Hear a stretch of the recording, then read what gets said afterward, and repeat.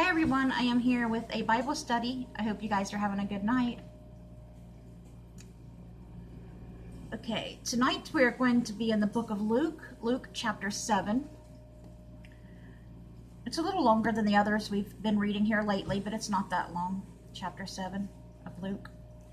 In chapter 7 of Luke, we're going over a lot of things though. The faith of the centurion, which is really good. Jesus and John the Baptist. And that's it.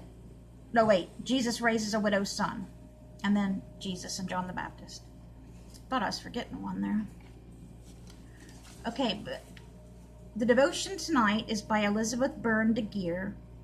And the Bible verse that goes along with the devotion tonight is Luke chapter 7, verses 34 and 35. So I'll go ahead and read that now. The Son of Man has come eating and drinking, and you say, look, a glutton and a drunkard, a friend of tax collectors and sinners. Nevertheless, wisdom is vindicated by all her children. So we'll put that aside for a few here. And now I'll read Luke chapter 7. When Jesus had finished saying all this in the hearing of the people, he entered Capernaum. There a centurion's servant, whom his master valued highly, was sick and about to die. The centurion heard Jesus and sent some elders of the Jews to him, asking him to come and heal his servant.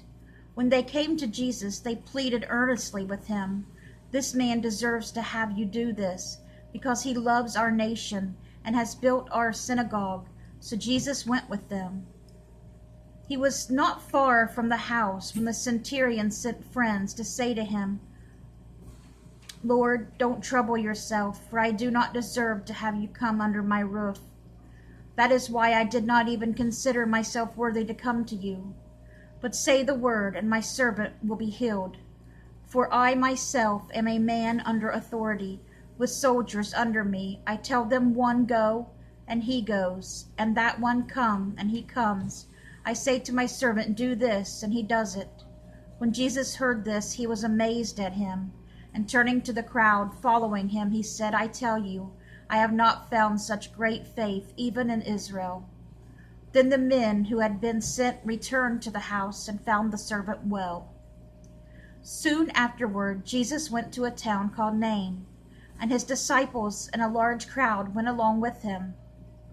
As he approached the town gate, a dead person was being carried out, the only son of his mother, and she was a widow. And a large crowd from the town was with her. When the Lord saw her, his heart went out to her, and he said, "Don't cry."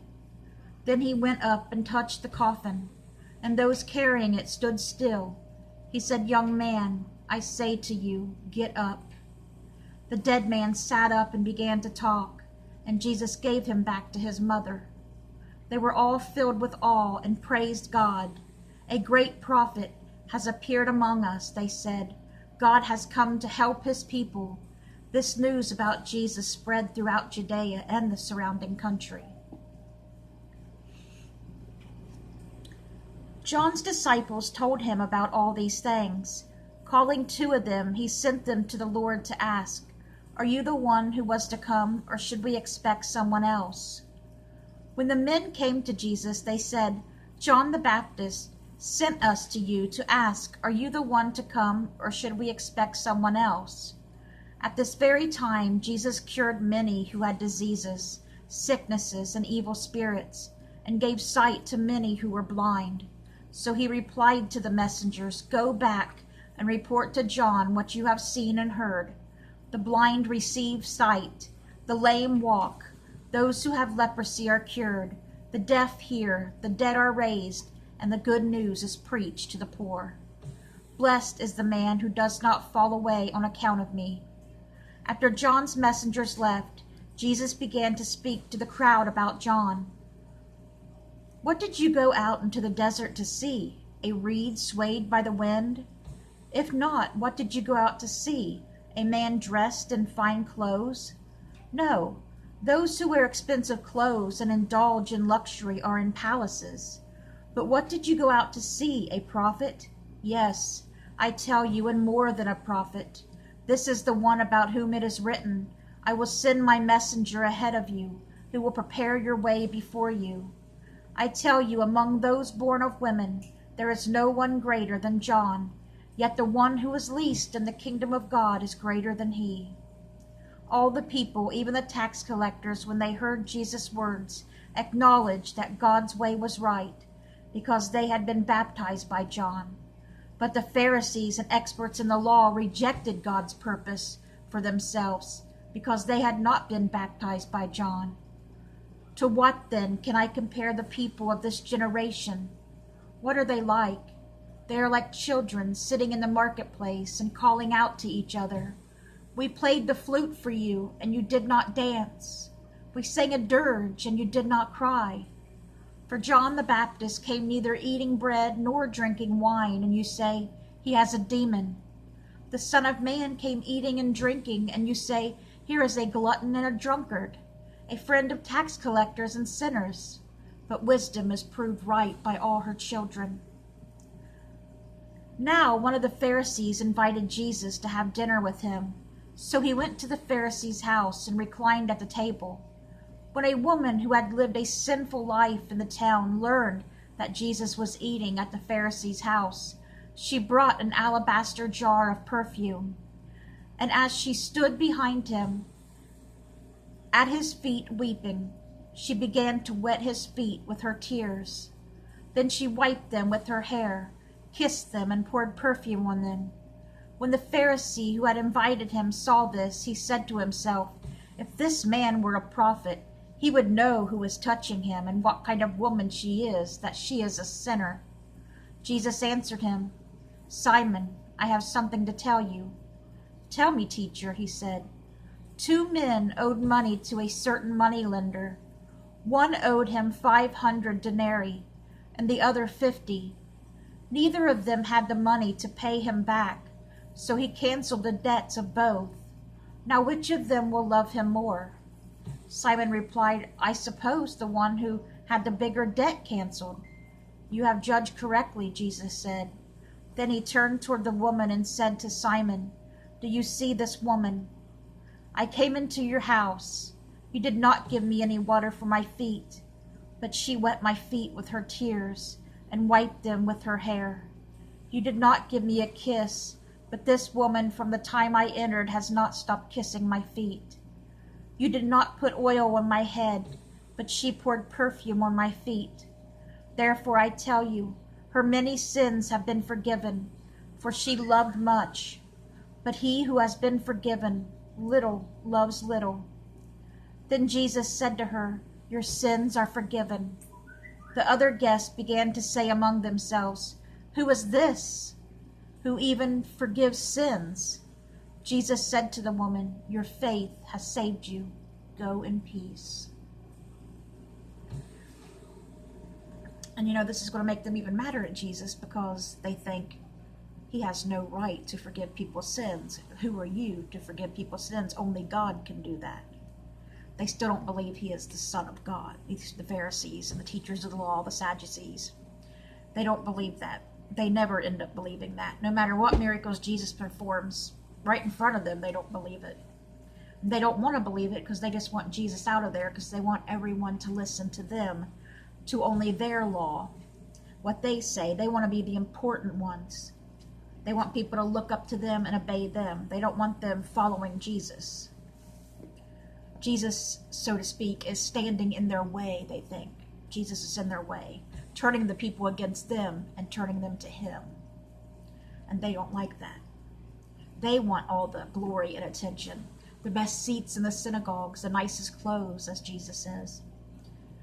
They want people to hear their lengthy speeches. They pretend to act a certain way to people, but really deep down they're evil and mean inside. Okay, let that set aside. Now we'll get out the devotion. As someone who became religious as an adult, I can sometimes fool myself into believing there is a split. There is church lady, chaplain Lizzie, and then there is a person I was before my conversion. Last month, a dear friend invited me to her husband's 50th birthday party, where I knew I would see people I hadn't seen in more than a decade. As we approached their home, I was nervous.